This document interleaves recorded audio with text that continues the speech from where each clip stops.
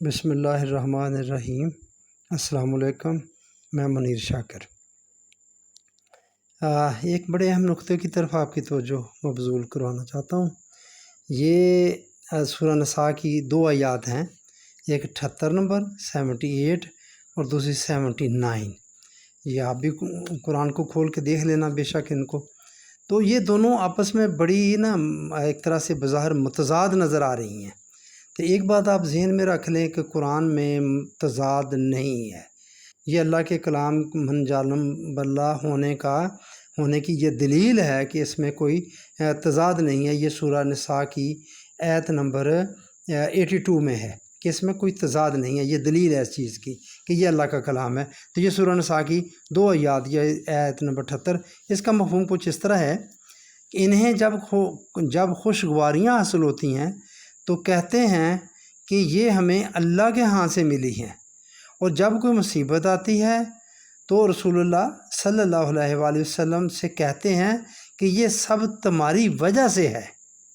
کہا، آگے اللہ تعالیٰ فرماتا ہے، کہا کہ کل من عند اللہ ہے، ان سے کہہ دو کہ اس قسم کی تخصیص صحیح نہیں ہے۔ حسنات اور مصائب سب اللہ کی طرف سے ہیں۔ یہ بات ہے غور کرنے کی، حسنات و مصائب سب اللہ کی طرف سے ہیں۔ یہ دیکھیں، ایک بات ہو گئی۔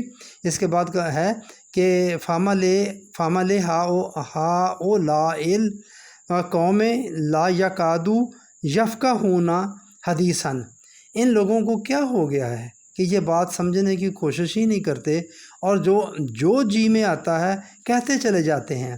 اس کے بعد انہیں بات سمجھائی گئی کہ یاد رکھو، اگلی آیت یہ 79، ما اصابہ کا من حسنات فمن اللہ وما اصابہ کا من سیئات فمن نفسک، جو مصیبت تم پر آتی ہے وہ تمہاری اپنی لائی ہوئی ہوتی ہے، اور جو خوشگواریاں تمہیں حاصل ہوتی ہیں وہ اللہ کے ہاں سے ملتی ہیں۔ دیکھیں کتنا فرق آ گیا۔ یہ ساتھ میں یہ بات کہی، پہلے کہا حسنات اور مصائب سب اللہ کی طرف سے۔ یہ کیا معاملہ ہوا؟ ان دونوں آیات میں بظاہر تضاد نظر آتا ہے۔ پہلی آیت میں کہا گیا ہے کہ حسنات اور مصائب کل من عند اللہ ہے، سب اللہ کی طرف سے ہوتی ہیں، اور دوسری آیت میں کہا گیا ہے کہ حسنات اللہ کی طرف سے ہوتی ہیں اور مصائب ہماری اپنی آوردہ ہمارے اعمال کا نتیجہ ہوتے ہیں۔ یہ بات کیا ہوئی؟ یہ بات سمجھنے والی ہے۔ یہاں کہا گیا ہے کہ جو واقعات بھی رونما ہوتے ہیں وہ مسائد ہوں یا نامسائد ہوں، خوشگوار ہوں یا ناخوشگوار، سب قوانین خداوندی کے مطابق واقع ہوتے ہیں۔ سب قوانین خداوندی کے مطابق واقع ہوتے ہیں۔ پھر کہا جاتا ہے کل من عند اللہ، سب اللہ کی طرف سے ہے، کیونکہ وہ اس کے قوانین کے تحت وہ ظہور پذیر ہوتے ہیں۔ اللہ کا قانون یہ ہے کہ اگر تم ان کے مطابق چلو گے تو اس کا نتیجہ حسنات، خوشگواریاں ہوگا۔ ما اصابہ کا من حسنات فمن اللہ، اور اگر تمہیں ان کے برعکس خود اپنے فیصلوں کے مطابق چلو گے تو اس کا نتیجہ مصائب و مشکلات ہوں گی۔ ما اصابہ کا من سیئات فمن نفسک، یعنی اس جہان صحیح و عمل میں سب نتائج اللہ کے قانون مکافات عمل کی روح سے مرتب ہوتے ہیں۔ اس اعتبار سے یہ سب من عند اللہ ہوتے ہیں۔ یہ بات سمجھیں، من عند اللہ ہوتے ہیں قانون مکافات کی وجہ سے، کیونکہ وہ قانون اس نے بنایا ہے۔